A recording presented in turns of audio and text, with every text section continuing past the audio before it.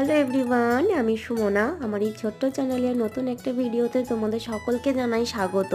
আজকে শেয়ার করব আমাদের কলেজের ফুড ফেস্টিভ্যালসের কিছু মুহূর্ত।